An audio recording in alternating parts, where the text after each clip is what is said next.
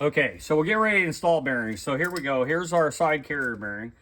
And this is one of the races, but this, no, it's not from this one. But if you don't have a lot of stuff to press with, use the old races. Knock the cage off and use the old race. But I'm going to show you how to do this. You can just get yourself some building blocks and set your press up so that it you know, you get a setup like this. I got a nice solid piece on the bottom. We have not pressed that bearing on yet. I got my bearing getting ready to go on, and this is what's most important. You see how I can still spin this and there's no pressure on it? Well, here we go. As we're pressing this, or before we press it, we want to make sure that that thing's rolling good and that we're not touching the cage anywhere. Okay, so we're going to go all the way down here. And no, I don't have some $10,000 monster press. I have just a good old press. So, okay, there we go.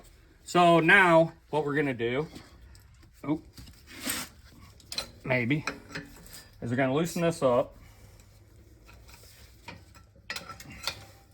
And we're going to get ready to flip this around. But what I'm going to do, see, you cannot press on that cage at all. And now this one, maybe that sticks down far enough, maybe it don't.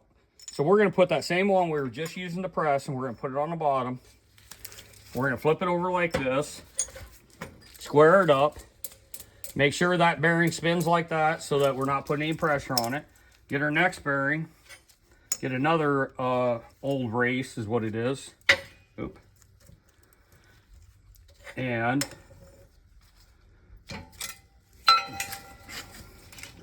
let me get this press down here a bit.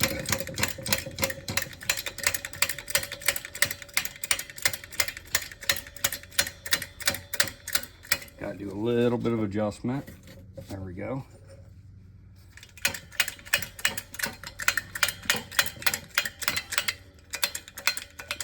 Okay, there, I've taken all the slack out. Now look, I can spin that one, I can spin that one. Oop, we're not gonna damage nothing by pressing it on.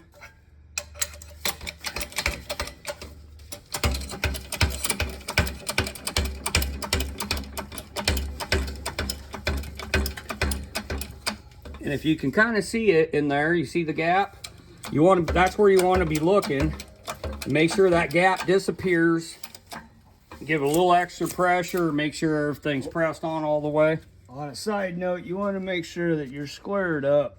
You're lined up, because if you're off just a little bit, it can do a couple different things. It will screw your bearing up for one.